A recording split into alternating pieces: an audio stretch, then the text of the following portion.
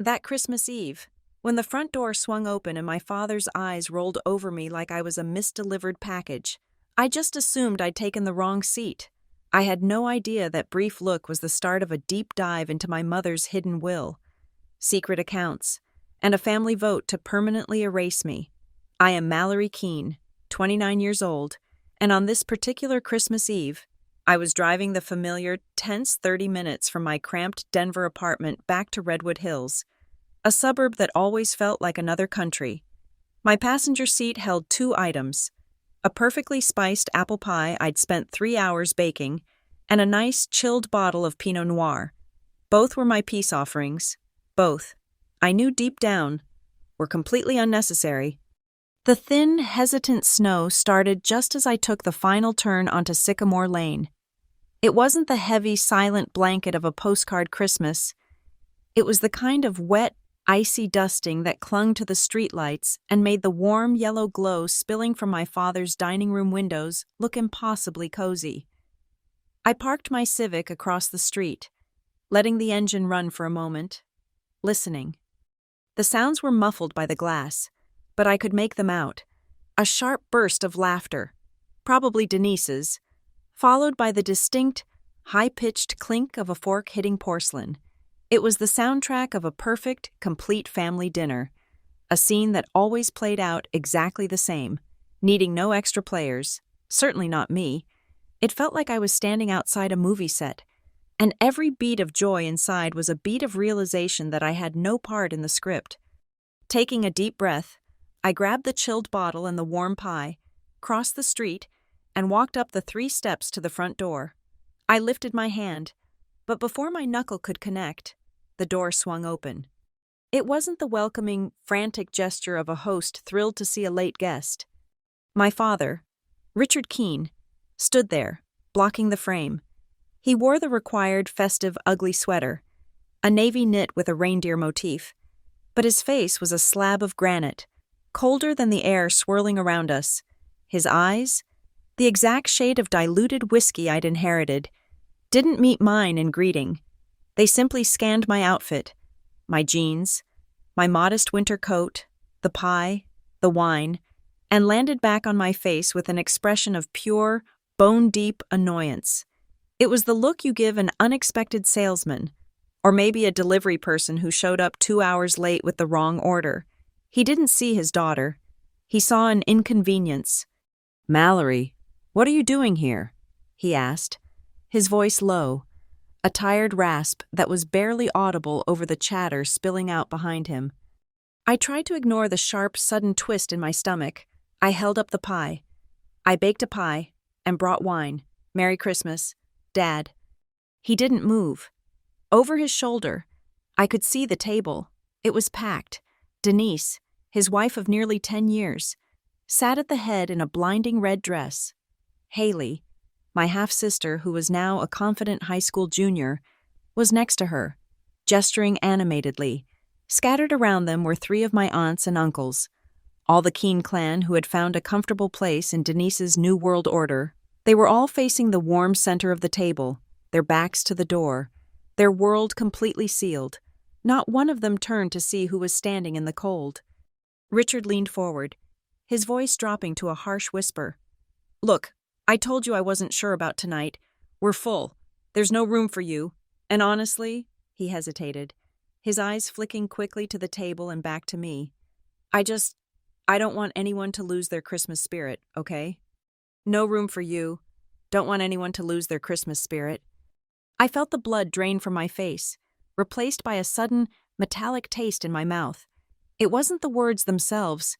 It was the cold, matter-of-fact way he said them, as if he was simply refusing a request for a loan, not rejecting his own flesh and blood on the holiday he used to call sacred. My fingers tightened around the foil tray holding the apple pie until my knuckles shone white. The pie, the wine, the 30 minutes of driving, the hour of careful dressing, it all suddenly felt pathetic. I forced a smile, a thin, brittle, purely social mask. "I understand," I heard myself say, the words sounding alien and overly polite. "I should have called ahead. Sorry for the bother." I turned, quickly and deliberately, before the tremor in my lower lip could betray me. I walked down the steps, the snow crunching faintly under my boots. I didn't look back. I didn't need to. The solid thunk of the heavy oak door closing behind me was enough. It wasn't just closing off the heat and the laughter. It was closing off the house, the family, and the faint, ridiculous hope I had carried with me all this way. I climbed back into my Civic and started the engine. I pulled away from the curb and drove a few blocks, until I was outside the brightly lit parking lot of the Redwood Hills Shopping Center. I parked in a dark corner, the familiar anxiety finally overwhelming the politeness I'd maintained at the door. My hands were still gripping the steering wheel, rigid and cold. The radio, which I'd left on low, was now cheerfully belting out a carol about togetherness and peace on earth. I felt a sharp, hot sting behind my eyes and realized the small effort I'd made with my makeup was ruined. I rubbed my cheek, smearing the mascara a little, and stared out at the flashing LED Christmas trees in the parking lot. They had voted. That was the crushing, new truth. It wasn't a misunderstanding. It was a choice. I was sitting there, attempting to regulate my ragged breathing, when two powerful headlights suddenly swung around and bathed my car in a blinding white glare. I squinted, irritated, and then the vehicle braked hard, its tires whispering across the asphalt just a few feet from my hood. It was my father's charcoal gray, high-end SUV. What the hell? Richard Keene threw his door open and scrambled out, looking panicked and disheveled. He was still wearing the reindeer sweater, but now he was running toward my car, his breath clouding in the cold air. He reached my window and slapped his palm against the glass, startling me. Mallory! Mallory! Open the door! He was calling my name, frantic and desperate, as if he hadn't spent the last 10 minutes deciding I was surplus to requirements. The shift from cold disdain to desperate need was so jarring it short-circuited my anger. I paused, my finger hovering over the window control. Why? Why chase me all the way to a shopping center parking lot? The logical part of my brain screamed, lock the doors and drive away. But the old wounded part, the part that still hoped for his approval, made me hesitate. I lowered the window just a crack, enough for the air to rush in and for his voice to penetrate. "What is it, Dad?" I asked, keeping my tone flat, devoid of the emotion he had just tried to snuff out. He leaned down, grasping the cold frame of the door, his breath coming in ragged gasps. He must have driven like a maniac to catch me so quickly. I know," he panted, running a hand over his face. "I know I was wrong. The door, everything, I'm sorry. But you can't leave. Not yet. There's something about your mother." He swallowed hard, his eyes wide, looking past me as if checking to see if anyone was listening. "Before dinner," he rushed on, the words tumbling out. "I went down to the basement office to find extra candles. I was looking through the filing cabinet, the old one, and I saw it, a beige envelope, with your name on it, from Elaine." He stepped back slightly, his desperation turning into a strange, haunted look. "I've seen it before, Mallory, years ago, when Denise helped me file everything after the funeral, but I never opened it. I just let it go. But I looked at it tonight, after I closed the door on you, and I realized, if I don't talk to you about it now, tonight, I won't ever be able to fix this, any of it." My breath hitched. An envelope, from Mom, hidden in his office, filed away, sitting there for years while I scraped by. My mind, still raw from the rejection at the front door, was suddenly filled with an even colder realization. He had chosen to ignore my mother's final words to me in favor of keeping the peace with his new family. And only after he had physically banished me did panic finally drive him to chase after the paperwork. The question of why he chased me was answered, but the answer only opened up 1,000 new, more dangerous questions. I stared at my father through the sliver of open window, the sharp December air slicing through the car. The words, "something about your mother," hit me like a physical blow, temporarily shattering the frozen shell I'd built around myself just minutes before. It felt profoundly unfair that he could weaponize her name to drag me back in after he had so cleanly thrown me out. I retreated deeper into the worn leather of my seat, suddenly wanting the safety of distance, even if it was just the 5 feet between the two cars. My eyes drifted past him, past the bright, garish lights of the commercial parking lot, and back to the ghost of a small town called Redwood Hills, the place where things had been whole. Before Richard Keene became a man who shut his daughter out for the sake of an easier life, and before I was Mallory Keene, the perpetual outsider, there was a quiet, vibrant life anchored by my mother, Elaine. Christmas then wasn't about perfectly coordinated outfits or performative joy. It was about the low hum of the oven and the scent of cinnamon that clung to the kitchen cabinets for days. My mother was the heart of our home, and for me, she was the center of the universe. She was fiercely dedicated to the handmade life, while Dad was often consumed by his work, constantly traveling or logging long hours at his data firm, Northline Analytics. Mom taught me to make everything from scratch. We'd spend hours not buying the expensive prepackaged gifts from the mall, but wrapping stones in tissue paper and turning old jars into glittering candle holders.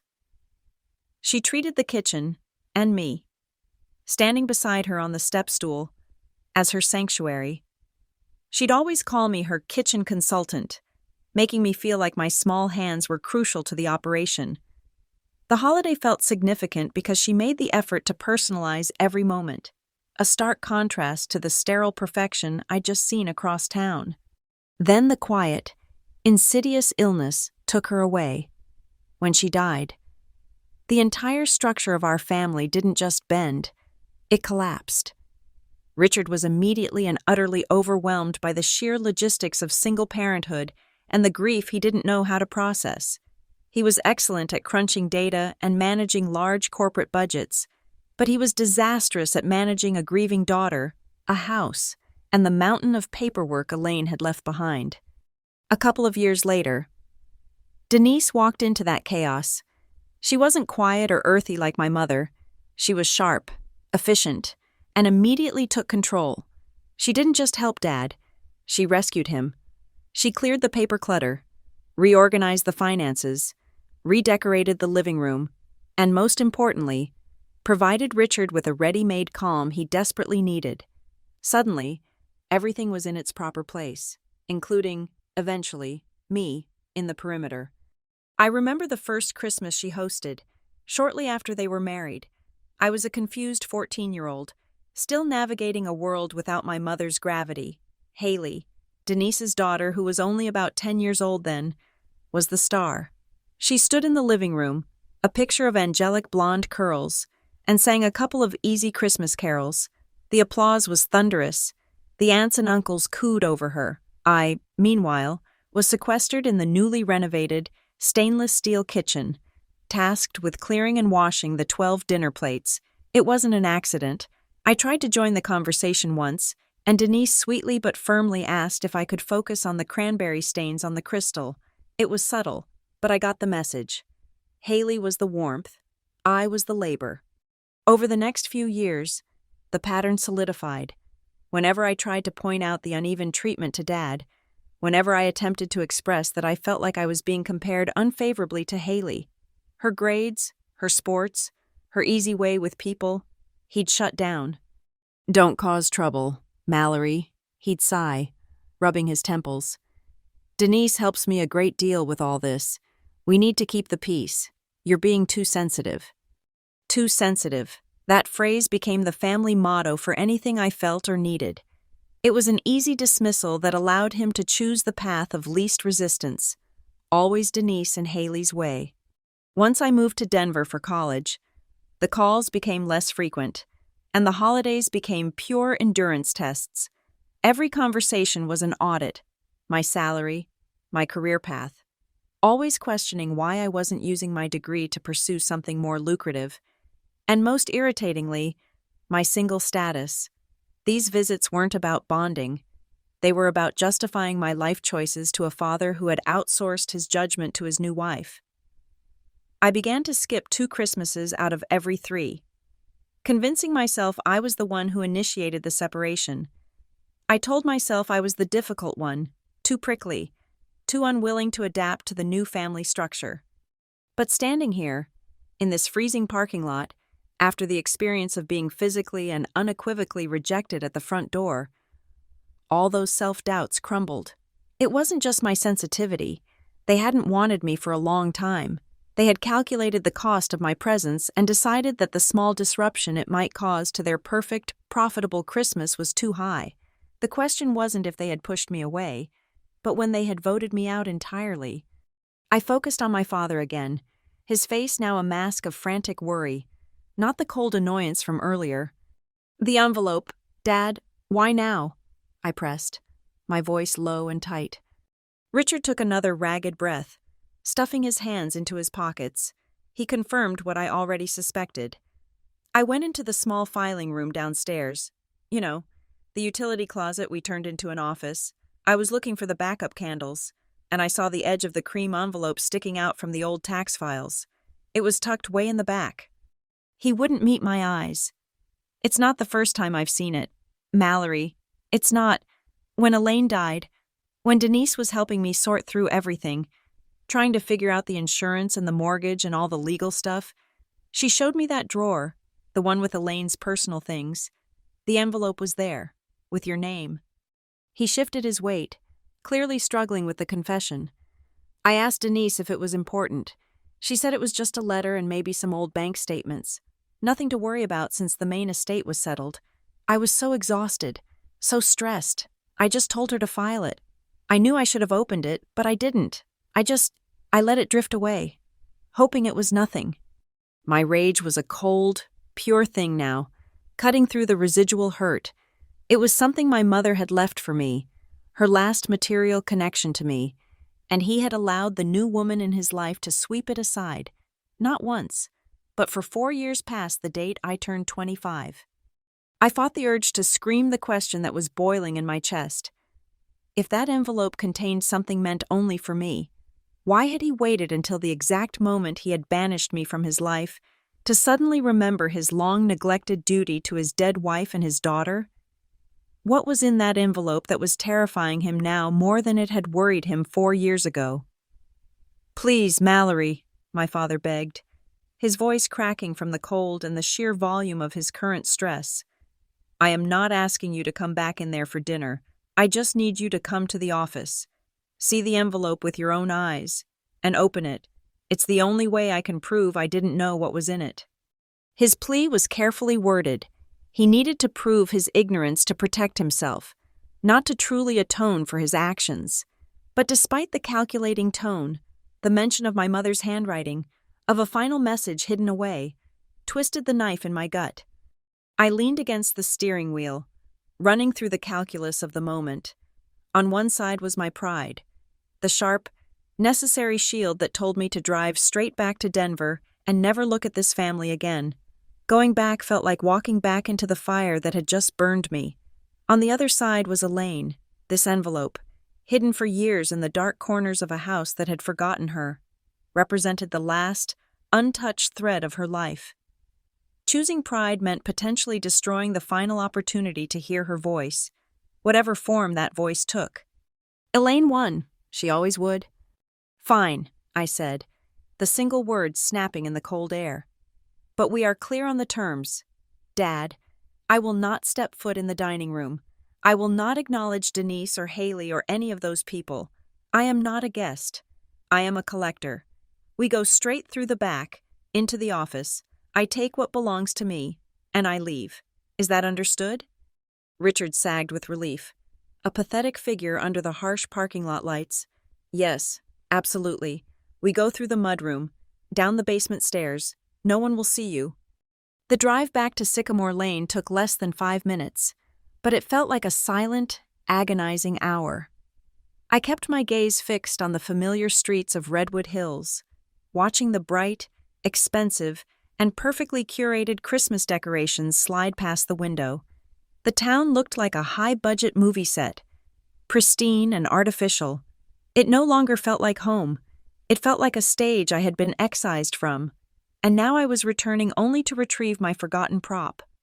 Richard tried to fill the silence with the same hollow excuses he had been offering for years, but now they sounded even thinner, utterly exposed by the gravity of the situation. When your mother passed, Mallory, you have to understand, I couldn't manage it. The grief, the job, the house, the probate. It was too much. I was drowning. I had a meltdown. He paused, searching my face for sympathy. I'm not a financial guy. Not really. I manage teams, not personal accounting, and Denise offered to handle it all. She's good with details. I listened, but I didn't respond. I didn't need to. His explanation was a familiar, worn-out script. He wasn't saying, I was grieving and made a mistake. He was saying, when the complication of managing my life and your inheritance became too much, I outsourced the responsibility to the woman who made my life easiest. It was his core defect, the single constant that had alienated me for over a decade. Whenever I became a difficult or complicated variable, whether it was my grief, my career choice, or now, my inheritance, he chose the path of least resistance, allowing the woman next to him to make the decision on my behalf, even if that woman had no maternal bond, no moral authority, and, as I suspected, no right to touch my affairs. We arrived back at the house. The Christmas lights were still blazing, aggressively cheerful, lighting up the front yard as if nothing tense or cruel had happened on the front porch only 20 minutes ago. Richard pulled the SUV around to the side entrance, which led into the utility room and down to the basement. He killed the engine, and we sat in the absolute tense silence for a moment before he moved. He led the way, slipping his key into the side door. The air inside the mudroom was thick with the scent of roasted turkey and expensive wine. Behind the thick, closed door to the main hall, I could hear a loud, sustained burst of laughter, a sound that was now less inviting and more like a taunt. The celebration was in full swing, completely unaware that the subject of their quiet exclusion had just sneaked back into the house. Every step was a violation of my own terms of self-respect. I walked on the balls of my feet, my focus laser-sharp. We bypassed the kitchen entrance, where I caught a glimpse of crystal glasses glittering under the recessed lighting, and headed straight for the small, claustrophobic staircase leading to the basement. The air down there was colder, smelling of concrete and old paper. The small room they called the office was barely more than a closet, filled with a worn metal filing cabinet and a desk that looked too big for the space. Richard went straight to the cabinet, pulling the top drawer open with a metallic screech that sounded deafening in the silence. He rifled through a stack of old tax returns and insurance documents from the 1990s. Then, he stepped back, physically removing himself from the scene, and gestured with a shaking hand. There, he whispered, in the back. I walked toward the cabinet. Tucked deep behind a folder labeled 2007 Property Taxes was a loan envelope. It was a soft cream color, slightly discolored and brittle at the edges from years of neglect. Scrawled across the front, in the elegant, leaning script that I knew better than my own name, was a single word, Mallory. Elaine's handwriting, my mother's last instruction. My heart pounded against my ribs. A raw, painful ache. It was a tangible piece of her, hidden like a shameful secret. I reached out and plucked the envelope from the stack. It was thin, surprisingly light, and yet it felt heavier than any stone. The combined feeling of sacred connection and burning betrayal made my hands tremble. I turned the envelope over once in my hands, then looked up at my father, who was standing hunched against the doorframe, his escape route blocked only by his own cowardice. I spoke, not in anger, but with the cold precision of a cross-examiner. You told me it was when Denise was helping you file. You said she showed it to you then. I held up the brittle paper. Richard, after that day, how many times did you see this envelope, or remember it, and choose to put it away again? He flinched. He looked down at the concrete floor, avoiding the sight of the envelope. It wasn't just the one time, was it? I pressed. His voice was barely audible, thick with defeat. No, it wasn't. Maybe 2 or 3 times over the years. I I just hoped it wasn't important. Not important. My mother's final words. My future. My financial independence. Not important enough to disrupt the easy quiet of his new life. The truth, finally spoken, peeled back the last layer of his deceit. Now, it was time to open the envelope and face the consequences of his deliberate omission. I pulled the flap of the cream-colored envelope open, my movements slow and deliberate, a silent promise to myself guiding my hands. I would absorb every word, every detail my mother had left, and my subsequent actions would be dictated solely by her foresight, not by my father's desperate 11th-hour apology. I slid the contents onto the dusty surface of the small desk. There was more than just a letter. A small, tarnished key lay glinting under the dim desk lamp. It was a safe deposit box key, and affixed to the head was a tiny plastic fob bearing the distinctive, stylized E logo of Evermount Bank. Next to it was a formal, folded bank document, and finally, a sheet of my mother's stationery, covered in that familiar, elegant script. Richard hovered near the doorway, his eyes darting between the key and the letter, clearly terrified of what was about to be revealed. I ignored him entirely and unfolded the letter first. It began simply, "My dearest Mallory." The words flowed off the page, instantly transporting me back to the warmth of her kitchen, her voice speaking directly to me from beyond the grave. Elaine explained that after her diagnosis, she had restructured some assets quietly, establishing a separate account solely in my name at Evermount Bank. The world, darling, is full of people who confuse money with love and control with security. She had written, "I created this account to give you enough freedom so that you never, ever have to ask permission to live your own life." I felt a sudden rush of understanding. She knew the family dynamics. Even then, she knew Richard's passivity and the potential for a new regime to try and manage my existence. The details followed, clear and unmistakable. The account was to be fully and irrevocably activated on the day I turned 25 years old. My father, Richard, was explicitly named as the sole person responsible for notifying me of its existence and transferring the necessary paperwork and the key into my possession. No one else. Then came the warnings, written with a tenderness that still held a core of steel. She didn't name Denise, but the implication was heavy enough to crush the air in the small room. There are those in this family who like to use financial security as a rope, a kind of chain to keep people tethered to their expectations.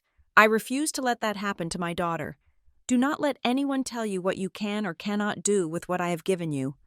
She went on to recall the small, hurtful moments she had witnessed, the times I had been belittled, the countless instances I was criticized for not being compliant, or for not fitting into the image of perfection they had crafted around Haley.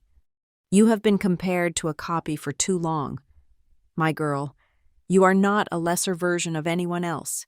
You are an original, and you are the person I placed all my faith in. Never let them tell you otherwise." I swallowed hard, the years of self-doubt and manufactured inadequacy dissolving under the strength of her belief. My eyes dropped to the final paragraph. It was concise, and it hit me with the force of a physical blow, turning the chilling air of the basement even colder.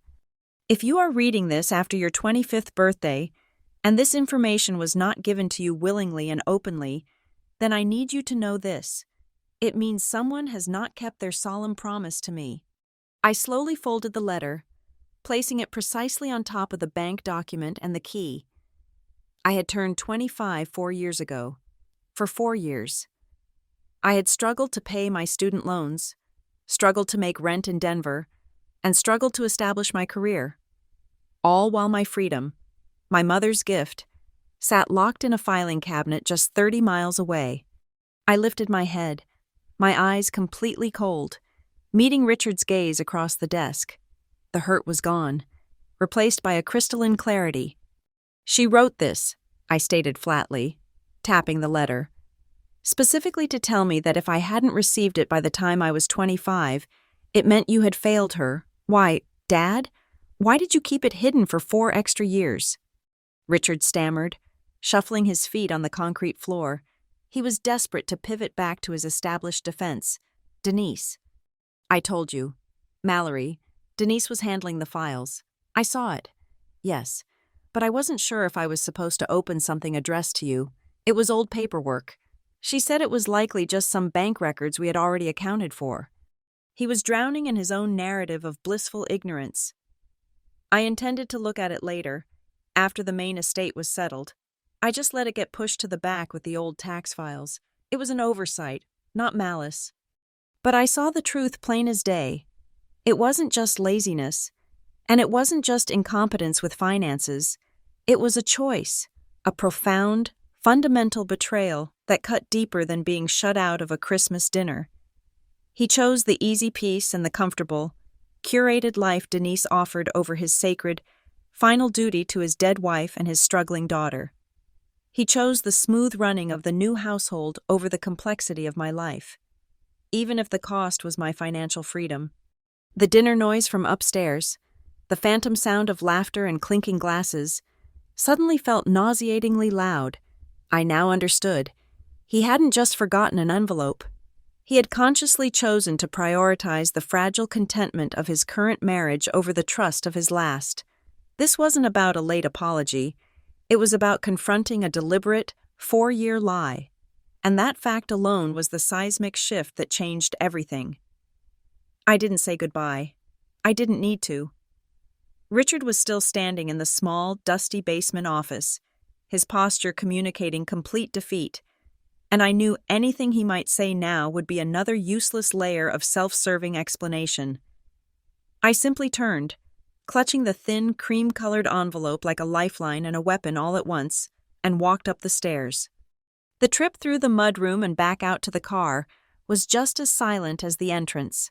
The front door of the house remained shut, protecting the festive noise and the laughter of the oblivious guests. I climbed into my Civic, started the engine, and drove out of Redwood Hills, leaving the bright, mocking holiday lights behind me without a second glance. The difference now was that I wasn't retreating in shame. I was speeding toward a cold, calculated clarity. Back in my tiny Denver apartment, a place that smelled only of my own cooking and my own struggles, I placed the envelope's contents on my kitchen table. The letter, the bank document, the key. It was a complete case file. The initial emotional shock had worn off, leaving behind a hard, crystalline determination. I logged onto my old laptop, the screen reflecting the fluorescent glare of my kitchen light. The document from Evermount Bank provided the necessary account numbers and initial credentials. The process of setting up online access was surprisingly straightforward, but emotionally wrenching. The website prompted me through a series of security questions. Questions Elaine had clearly set up years ago to ensure only I could access the information.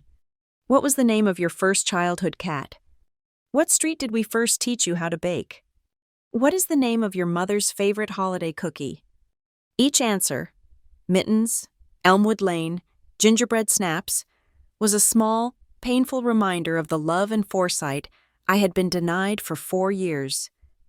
Each successful login click affirmed that Elaine hadn't trusted her financial safety net to Richard's memory or Denise's filing system. She had trusted it to the unique history shared only by a mother and daughter. When the screen finally refreshed, displaying the current balance, I froze.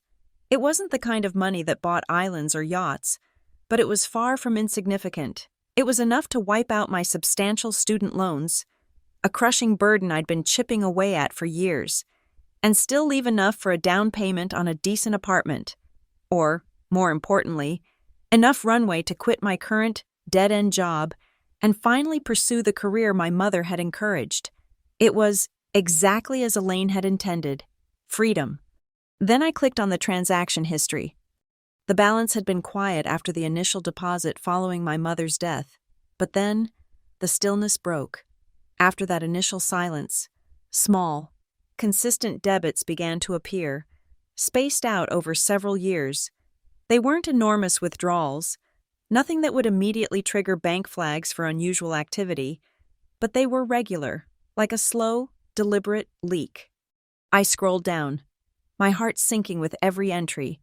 There were too many of them, stretching back years, right through the time I turned 25 and was supposed to be the sole beneficiary. The accompanying memo for these transactions was chillingly vague. Estate management.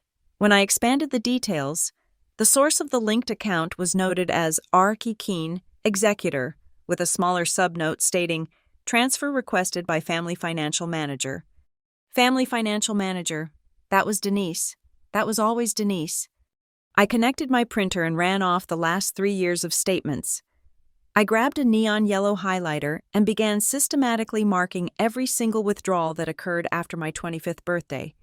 The date my mother specified the account should be entirely mine. As I worked through the numbers, the true magnitude of the betrayal became clear. Here were the dates and the amounts being siphoned off, and here, in my memory, were the corresponding years of my own financial distress. The years I worked 2 service jobs just to pay the rent. The years I deferred my loans and ate cheap ramen.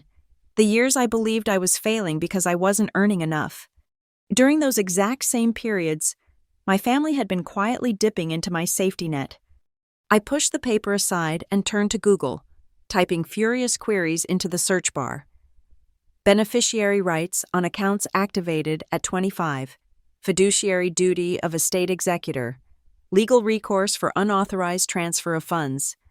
The search results painted a stark picture, replacing the emotional chaos with legal terminology. My mother had not just established a bank account. She had established a protective trust, a legal perimeter.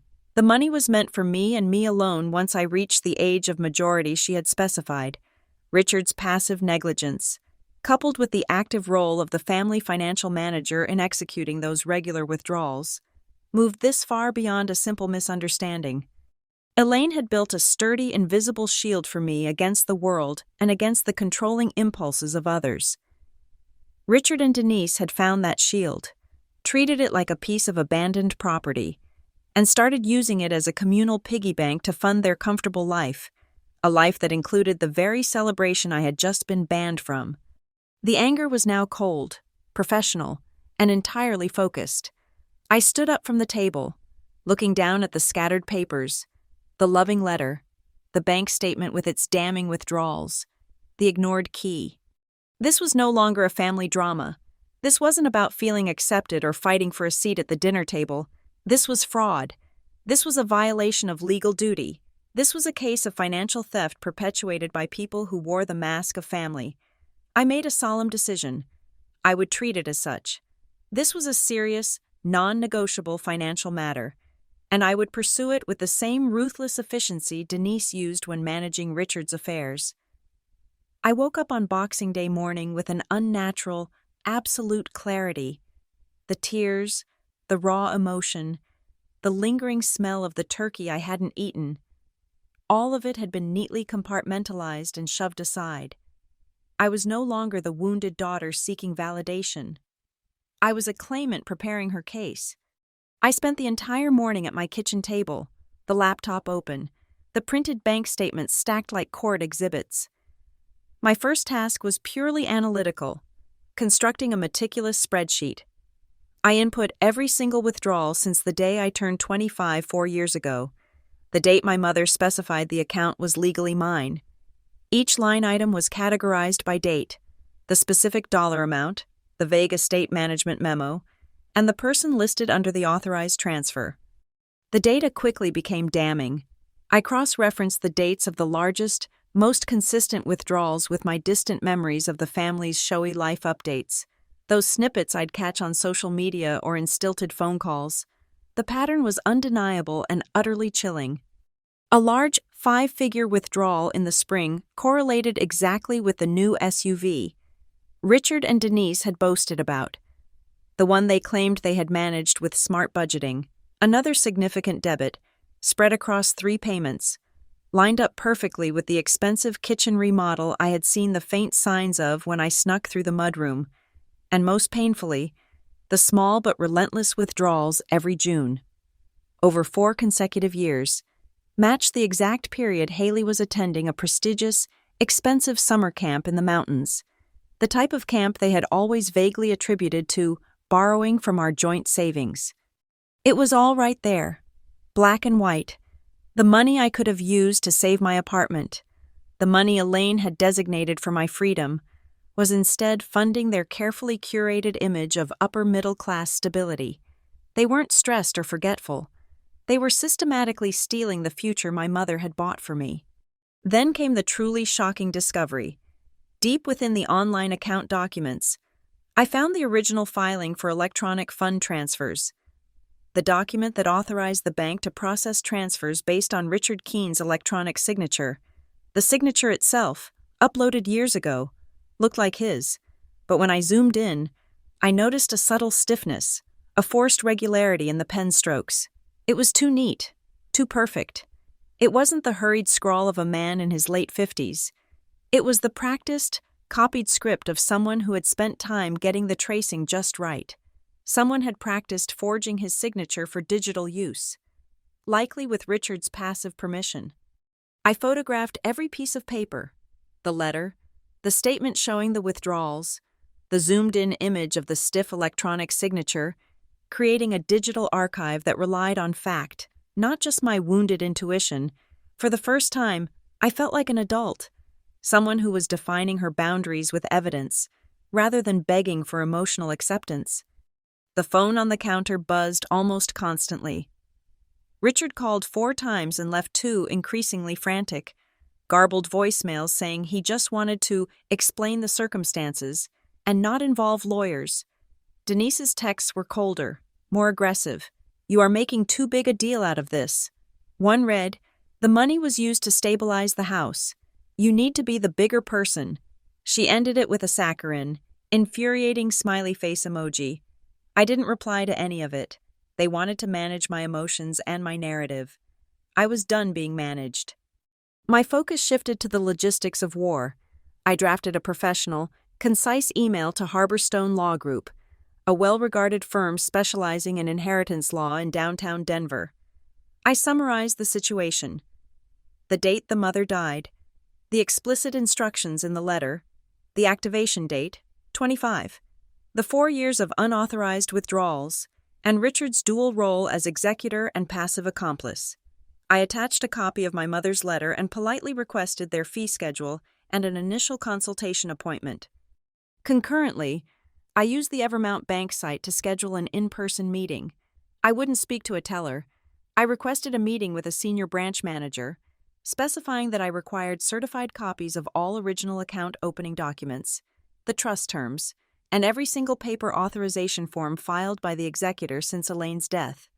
As evening fell, I sat surrounded by the constellation of documents scattered across my apartment floor. The effort felt draining, yet exhilarating. This was the process of disentangling myself. This wasn't about forcing my way back to their dinner table. It was about determining the exact monetary and emotional price of being considered an outsider. I picked up Elaine's letter one last time, underlining the phrase, "Do not let anyone tell you what you can or cannot do with what I have given you." This was my final mission. My mother, the only true ally I had ever known, had armed me with the truth. The combination of the hidden envelope, the slightly forged signature, and the withdrawals timed exactly to their large family purchases was a detailed, meticulously assembled picture that required more than a stressed-out explanation. It required accountability. The time for emotion was over. The time for action, guided by facts and figures, had begun. The next morning, I arrived at the downtown Denver branch of Evermount Bank precisely at 9 o'clock, carrying a single, unmarked brown envelope stuffed with my findings. I was ushered into a small, sterile conference room to meet Mr. Caldwell, a branch manager. He was a middle-aged man with the calm, practiced demeanor of someone accustomed to handling high-value but low-drama accounts. He was professionally polite as I laid out the documents, but a subtle shift occurred in his posture, a tightening around the eyes, when I produced my mother's letter and highlighted the transactions occurring after the account's activation date.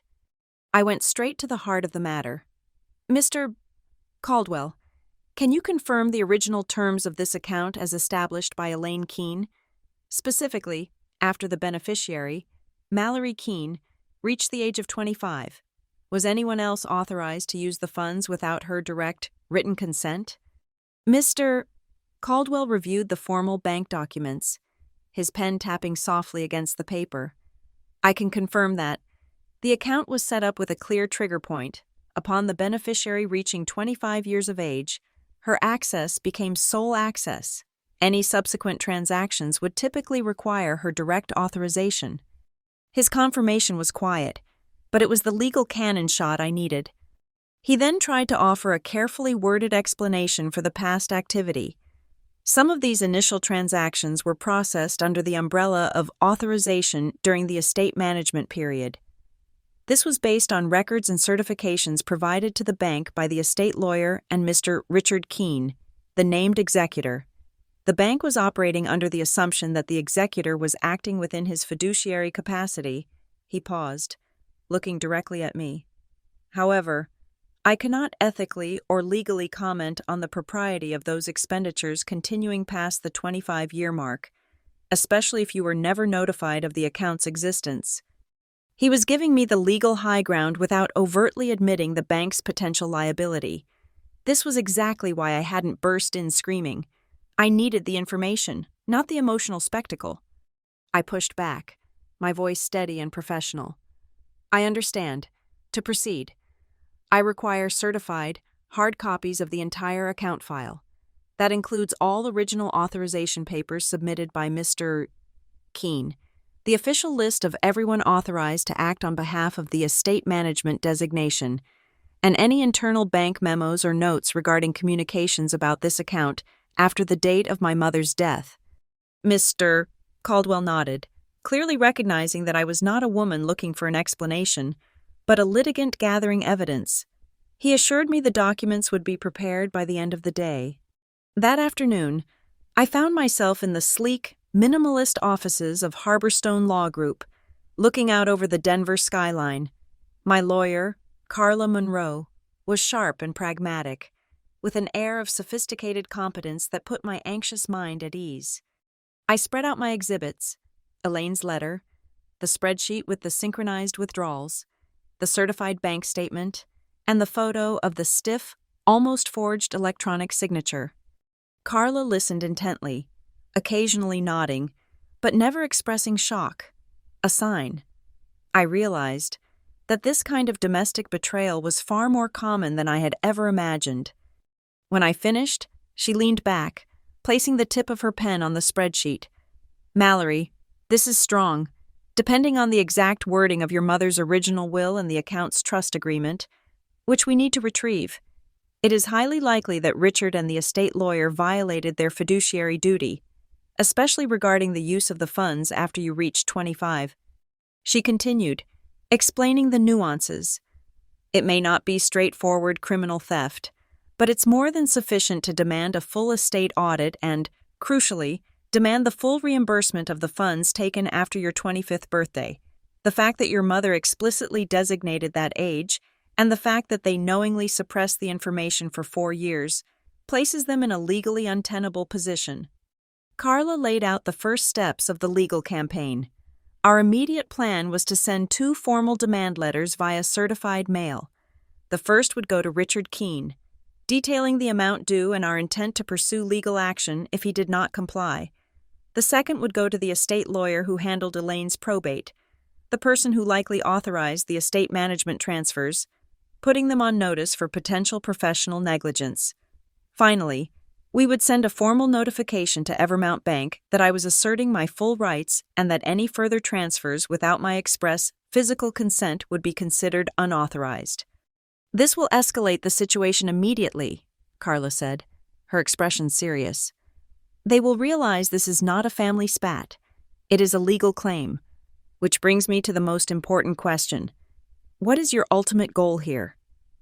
Do you want every penny reimbursed? Do you want a formal public apology? Or do you simply want to cut the cord cleanly and completely? Her question hung in the air, piercing through all the spreadsheets and legal jargon.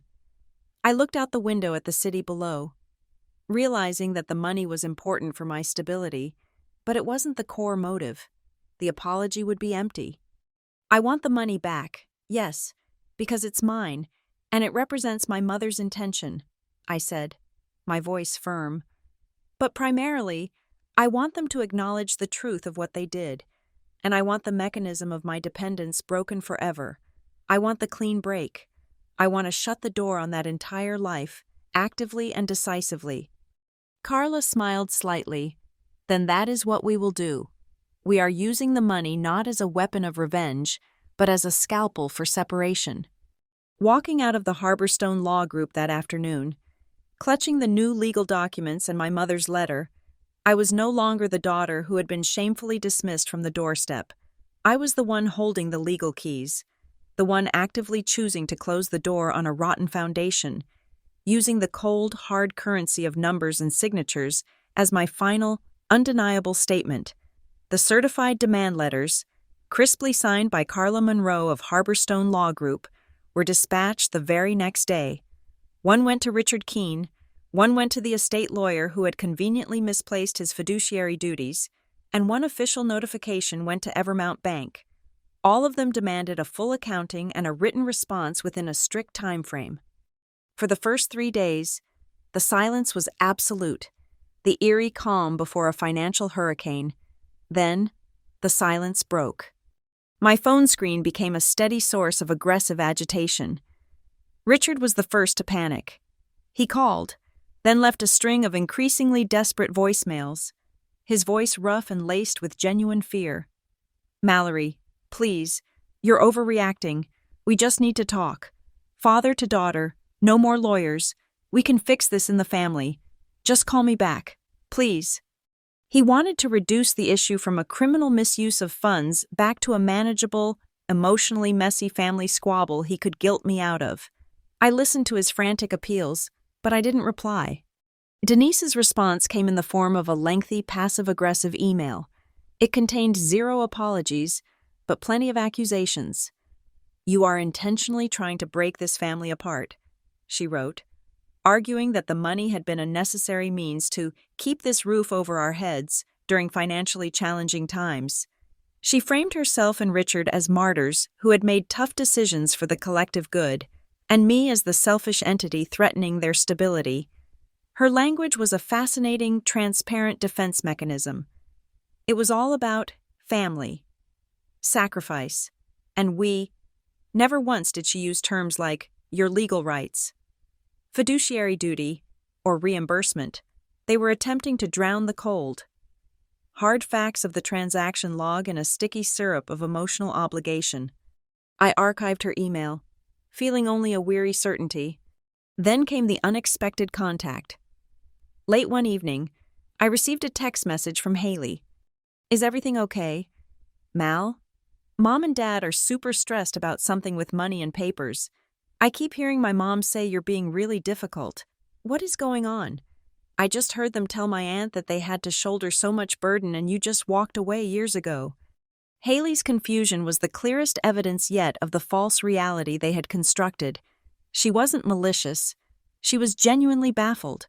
Having been fed the narrative that her parents were financially struggling heroes and that I was the detached, ungrateful sister who had abandoned them. I answered her truthfully, but neutrally, careful not to drag her into the conflict I was having with her mother and my father. I sent her only one thing, a clear, high-resolution photo of my mother's final letter, the one I had just retrieved. "I'm handling a legal issue, Haley, and I'm taking care of myself." I texted back, "You don't need to choose sides in this, ever. Just remember that I never chose to leave that house because I didn't love my family. I left because they never truly made room for me." A day later, Richard called again, his voice now subdued, his panic having calcified into tense resignation. He dropped the demands for me to withdraw the lawyers. He simply stated, "I need to meet you. I need to explain face to face, just the two of us. Mallory, we can be adults and talk." He wanted a private audience, a closed-door meeting where he could deploy his paternal authority one last time. But I had control now. I agreed to a meeting. "Dad," I said, my voice measured and calm, "but it won't be in the living room. It won't be over coffee. It will be in the basement, the small room you use as an office, the one where you hid the envelope. That's the only place I will meet you." There was a long silence on the line. He knew the symbolism. He knew I was choosing the scene of his betrayal as the location for my judgment. "All right," he finally conceded, the word tasting like ash. "Tomorrow night." I spent the next day preparing my final arsenal. I printed off the entire file. The bank statements, the color-coded spreadsheet documenting every dollar taken, the full text of my mother's letter, and the copies of the demand letters sent by Harborstone Law Group. I wasn't going to hear his explanation. I was going to present my case and deliver the verdict. That night, I had the strangest dream. I was back in the Redwood Hills kitchen, the old one, before Denise renovated it into a stainless steel monument to perfection. Elaine was standing by the stove, baking, but she didn't turn around. I walked toward the mudroom, toward the door I had been shut out of. I reached for the handle, not to open it and go outside, but to close it firmly from the inside. As the latch clicked shut, Elaine turned her head slightly, offered me one small, silent nod of approval, and then returned to her baking. I woke up with a profound, almost eerie stillness. The calmness was not apathy. It was the peace of someone who knows exactly what must be done. I made the drive to Redwood Hills for the third time in as many days. I carried no baked goods, no wine, no peace offerings. I carried a thick black portfolio case full of documents, a case file. I was no longer coming home for a late Christmas dinner. I was arriving to close the books on a life I never wanted, ready to walk into the final session looking less like a daughter and more like the lead attorney for the prosecution. Richard met me at the side door, his hand trembling slightly as he pulled it open. He bypassed the living areas entirely, leading me immediately down the steep, narrow basement stairs. The air down here was cold, dry, and heavy with unspoken tension. When we stepped into the small office, Denise was already there, positioned like a defense attorney behind the desk. She wore a sharp, unreadable expression and was meticulously organized, a thick file folder of her own papers lying open before her. The atmosphere was so thick it felt like trying to breathe underwater, a profound contrast to the boisterous, oblivious laughter that had spilled out of the dining room on Christmas Eve. Out in the low-lit hallway, I caught a quick movement. Haley, pretending to be engrossed in her phone, was leaning against the wall, clearly within earshot. She was the unwilling, silent audience to the scene. I didn't offer a greeting. I didn't sit down. I walked to the desk, opened my portfolio, and placed the slightly yellowed, fragile letter from my mother directly between them. "We are not here to talk about feelings or sacrifice," I began, my voice clear and steady. "We are here to talk about facts and legal duty." I picked up the letter and began to read the key sentences aloud, ensuring my father, and more importantly, Denise and Haley in the hallway, heard Elaine's specific language. I read the part about the account being established for me, the part about it activating when I turned 25, and the chilling warning: if you are reading this after your 25th birthday, and this information was not given to you willingly and openly, then I need you to know this. It means someone has not kept their solemn promise to me. I set the letter down and pushed the color-coded spreadsheet toward them, my fingers landing firmly on the section highlighting the post-activation withdrawals. My mother passed away. I turned 25 4 years ago. According to the document, from that day forward, I was the sole legal entity authorized to use these funds. Yet, the transactions show regular, unauthorized debits, labeled estate management, continuing for the next 4 years. Richard, seeing the hard evidence in black and white, launched into his familiar, worn defense, but this time with a frantic edge. "Mallory, listen, I honestly believed that account was part of the general estate. Our lawyer, Mr. Stevens, he said that executors had the right to use estate funds for household expenses and to stabilize the assets. We were struggling. We used small amounts to keep the house running, pay the higher property taxes, and yes, some went toward Haley's schooling. It was all under the assumption that it was part of the shared legacy, a necessary measure to protect the family." Denise seized the opening, her voice hardening with practiced moral indignation. If we hadn't used that money, Richard and I would have been forced to sell the house your mother loved. Haley wouldn't have had the opportunities she needed, and we would have been financially ruined. You, Mallory, are only thinking of yourself. This was a family saving the last structure they had, and you are acting selfishly by trying to destroy it after the fact.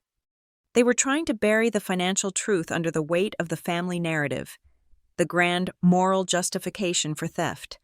I let their defense hang in the air for a deliberate moment, then cut through their noise with one single, devastating question.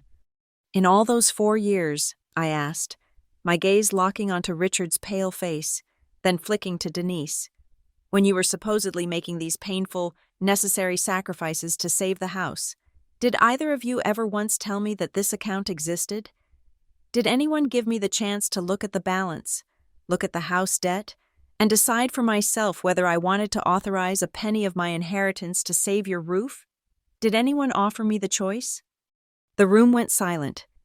Richard looked down at the floor, unable to meet my eyes. Denise's perfect composure cracked. She opened her mouth to argue, but nothing came out. That question, the complete lack of notification, was the single, unassailable piece of evidence against them.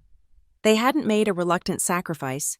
They had made a deliberate omission, taking the money without having to ask the person who owned it. I didn't wait for an answer.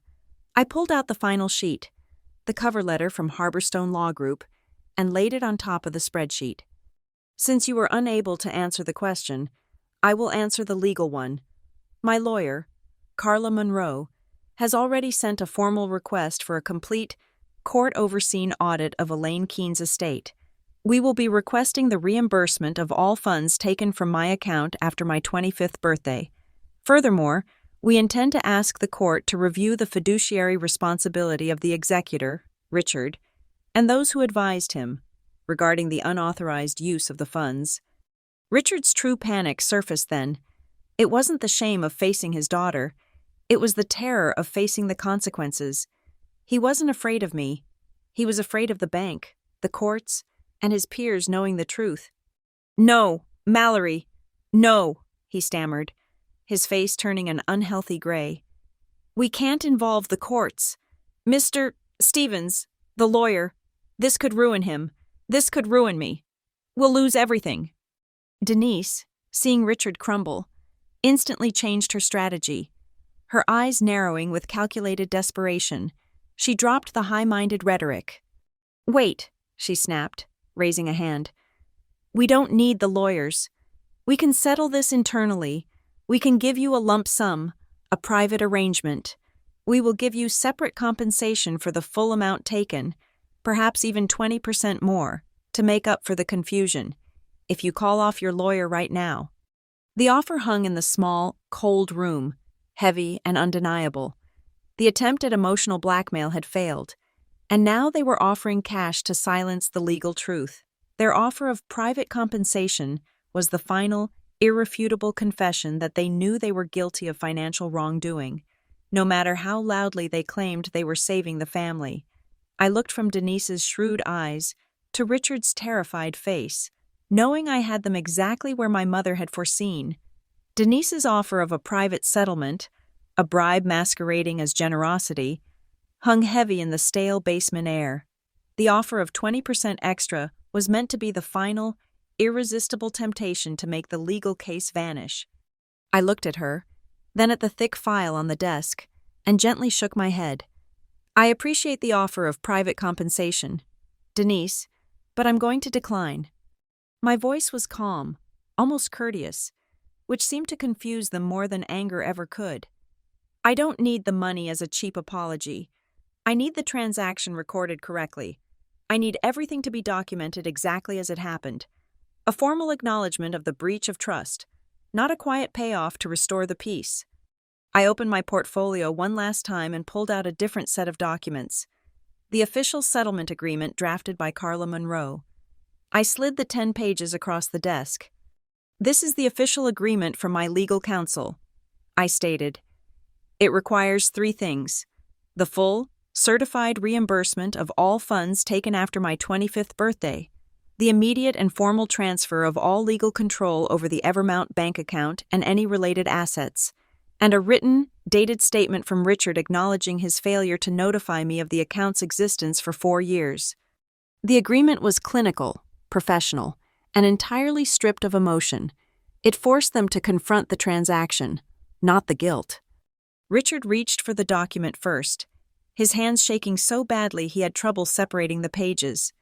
He scanned the legal language, his eyes fixated on the names of the law firm and the mention of potential litigation. The color had completely drained from his face. He realized the money he had stolen couldn't buy him back his anonymity. He was not signing because his daughter had emotionally defeated him. He was signing because the consequences of not signing meant moving the entire mess out of the friendly confines of his home and into a place where he had no control: the bank's legal department, the court system, and the eventual public record. He fumbled for the pen, scribbling his signature on the final page, a shaky, pathetic imitation of the neat electronic signature they had once forged.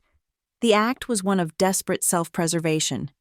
Denise was slower, her face a mask of bitter resentment. She didn't read the text.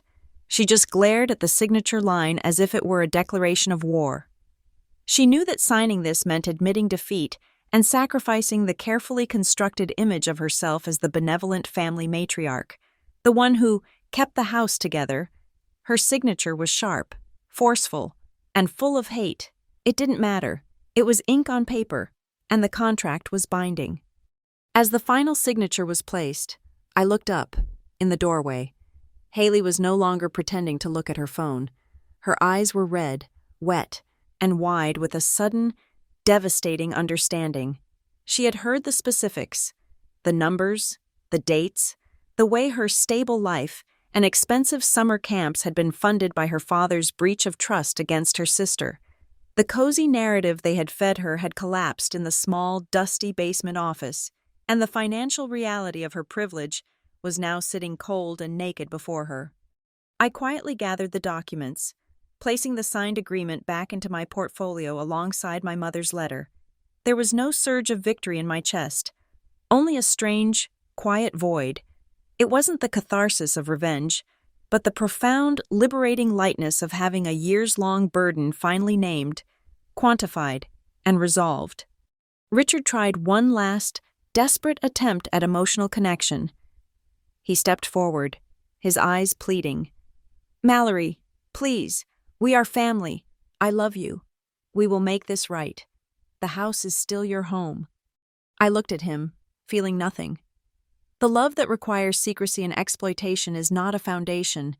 Dad, it's not enough to build a life on, and it's certainly not enough to call home. I turned and walked back up the stairs, my boots ringing on the steps. I moved swiftly through the mudroom and past the closed door of the dining area.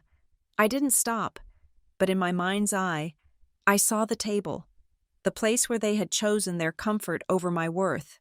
Now, I was the one making the choice. I paused at the back door, the freezing night air a welcome contrast to the stifling heat of their betrayal. I turned back one last time, not to ask for forgiveness or to beg for a place, but to deliver my final, definitive farewell. Mom gave me a way to walk out of here on my own 2 feet, with my head held high, I said, my voice steady. I am doing exactly what she prepared me to do.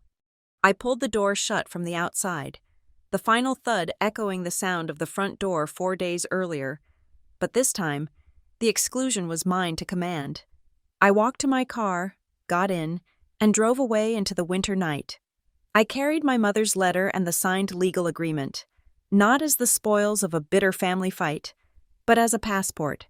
It was a ticket to a future where my value was dictated by my own efforts and my own choices, and where my place in the world no longer depended on whether someone chose to pull a chair out for me at the dinner table. Thank you so much for listening to Mallory's story. If you found this tale of financial betrayal and cold justice compelling, please let me know. Comment below and tell me where in the world you are listening to this story from so we can connect.